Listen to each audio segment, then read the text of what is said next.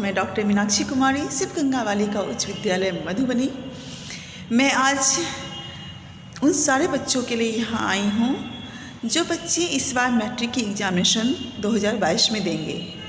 बच्चों, आप सभी बच्चों को आने वाली मैट्रिक एग्ज़ामिनेशन के लिए ढेर सारी शुभकामनाएँ और ईश्वर करे कि आप सभी का एग्ज़ामिनेशन बहुत अच्छा जाए, आप बहुत अच्छे से अपने पेपर को सॉल्व करें और अच्छे नंबर से आप पास करें।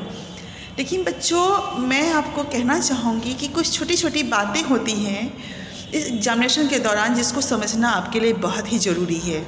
क्योंकि हम लोग देखते हैं, क्योंकि हम लोग भी कॉपी चेक करते हैं, तो हम लोग यहाँ देखते हैं बच्चों कि आप लोग बहुत सारी ऐसी छोटी छोटी गलतियाँ हैं जिसको कर देते हैं और आपको ये समझ में नहीं आता कि ये गलती हमें नहीं करनी चाहिए।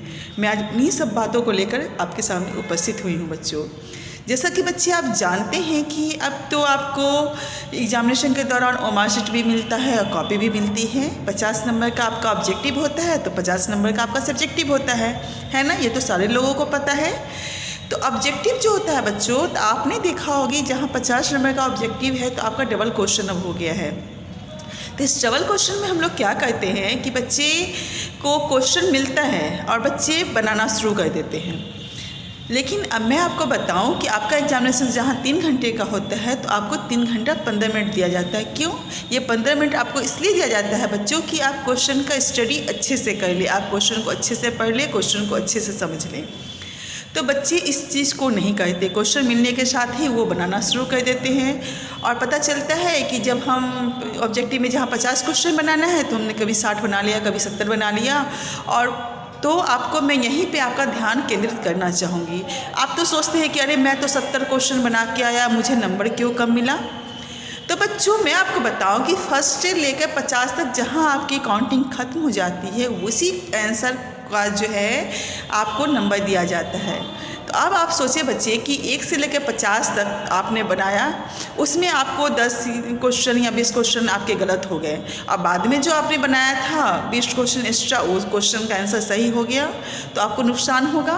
तो आप तो ये सोचेंगे नहीं कि मैंने ये गलत किया, आप तो सोचते हैं उस समय कि मुझे नंबर कम मिला, मैंने तो इतना सही बनाया था, नंबर कम मिला।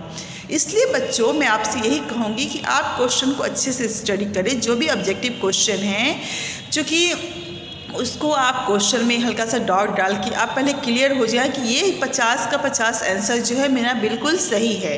अगर आप जब सही हो जाते हैं तो 1-2 फ़ायदा इसके होते हैं। एक तो आप आंसर 50 के ही दे पाएंगे क्योंकि आपने 50 में ही डॉट डाला है, और दूसरा यही होगा कि ये 50 के 50 आंसर जो होंगे आपके बिल्कुल सही होंगे। आपकी मार्किंग क्या होगी? अच्छी होगी, आपका नंबर अच्छा आएगा। ये हुई ना। इसलिए थोड़ी सी सावधानी आपको इन सब बातों में बरतनी होगी।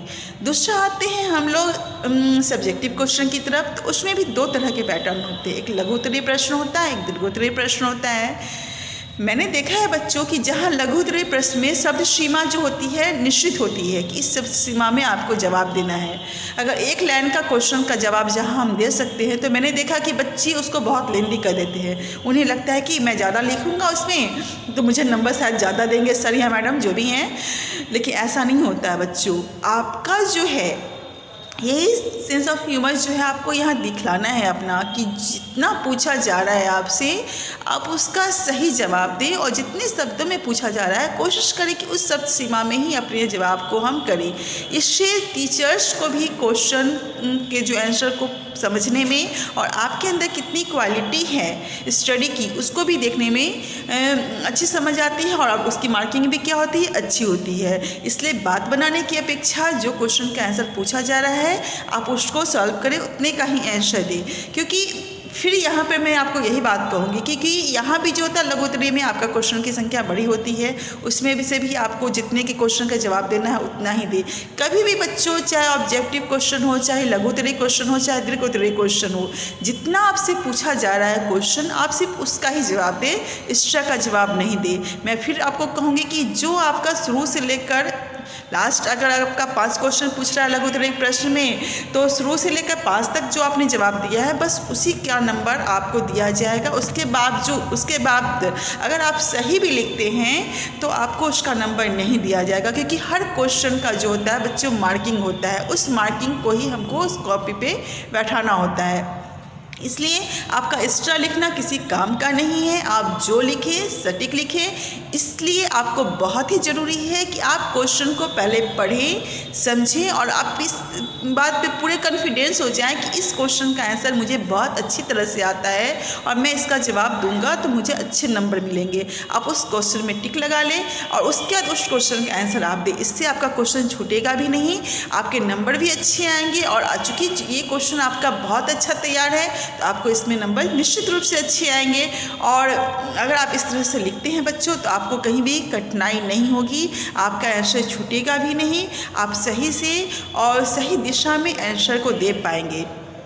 अब मैं लैंग्वेज की तरफ बढ़ती हूँ बच्चों। लैंग्वेज में होता क्या है, जैसे हिंदी है, इंग्लिश है, चाहे उसमें आपको अनुच्छेद आते हैं या पैराग्राफ स्टार्टिंग आते हैं।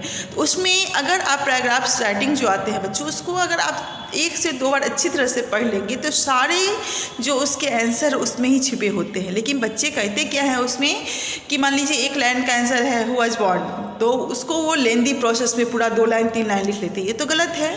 जब आपका क्वेश्चन 1 लाइन में बन सकता है तो क्यों आप उसको लेंदी कहते हैं? इसका कोई फ़ायदा नहीं होगा बच्चों। जवाब दें, जो है उसका जवाब दे, ना कि उसको बिना मतलब कि उसमें ढेर सारी बात बनानी शुरू कर दे। ये सही तरीका नहीं है। ये छोटी छोटी बातों को आपको ध्यान देना होगा। अगर आप इन छोटी छोटी बातों को ध्यान देंगे, क्वेश्चन को पहले पढ़ेंगे, उसे अच्छी तरह से समझेंगे, उसको जो क्वेश्चन आपको सॉल्व करना है उस क्वेश्चन में आप टिक लगा लेंगे, उसके बाद उसको आप सॉल्व करना शुरू करेंगे तो निश्चित रूप से जो क्वेश्चन आपको अच्छी तरह से आ रहा है आप उसका ही आंसर दे पाएंगे और जो आपसे पूछा जा रहा है आप उसका ही आंसर दे पाएंगे। ये नहीं कि आप एक्स्ट्रा का दे देंगे। एक्स्ट्रा देने से आपको कोई फ़ायदा नहीं होने वाला है। इसलिए इस सब भ्रांतियों में मत रहे कि अगर 5 क्वेश्चन पूछ रहा है हम 10 क्वेश्चन दे देंगे तो टीचर मुझे ज़्यादा नंबर देंगे। नहीं, ऐसा नहीं हो सकता है, क्योंकि आपकी हर क्वेश्चन का जो होता है अंक निर्धारित होता है। उस निर्धारित अंक के अनुसार ही टीचर आपको नंबर देते हैं। इसलिए बच्चों इन छोटी छोटी बातों को आपको बोर्ड की एग्जामिनेशन में ध्यान देना है और मैं उम्मीद करती हूँ बच्चों कि आप लोग इस बातों को ध्यान देंगे और अच्छे से क्वेश्चन को स्टडी करके पढ़ेंगे। और सबसे इम्पॉर्टेंट बात मैं बच्चों आपको ये कहना चाहती हूँ, एग्जामिनेशन आपका बहुत ही नज़दीक आ रहा है, इसलिए आपको अपने स्वास्थ्य के प्रति भी सजग रहना बहुत ज़रूरी है। आप बहुत रात तक जाग के न पढ़ें, इससे हो सकता है आपका स्वास्थ्य बिगड़े। अब वो समय आ गया है कि जो आपने पढ़ा है उसका आप रिवीजन कर लें, अच्छी तरह से रिवीजन कर लें। जितना आप रिवीजन करेंगे आपके माइंड में वो चीज़ उतना अच्छे से सेट हो जाएगी और आप उसे अच्छे से सॉल्व कर पाएंगे। और बच्चों अभी कोरोना गया नहीं है, इसलिए सारे बच्चे अपने एग्जामिनेशन सेंटर पे मास्क पहन के ज़रूर जाएंगे, सैनिटाइज़र का यूज़ ज़रूर करेंगे और दूरी बना के रखेंगे और अपना आप ख्याल रखेंगे और अपना एग्ज़ाम अच्छे से देंगे, अपना नाम रोशन करेंगे, अपने माँ बाप का नाम रोशन करेंगे, अपने टीचर्स का नाम रोशन करेंगे और हमारे बिहार का नाम रोशन करेंगे। बिहार में एक अच्छा सा रिजल्ट लाके आप एक मैं क्या कहूँ, आप अपने लिए एक अच्छी जो पैदान होती है एजुकेशन के क्षेत्र में वो कायम करेंगे। इसलिए आप सभी बच्चों को मेरी ओर से ढेर सारी शुभकामनाएं। मैं उम्मीद करती हूँ बच्चों कि आप लोग इन छोटी छोटी बातों को ध्यान से सुनेंगे, समझेंगे, देखेंगे और इस तरह से अपने क्वेश्चन के आंसर को सॉल्व करेंगे। आप देखेंगे कि आपका रिजल्ट बहुत ही अच्छा आएगा। धन्यवाद।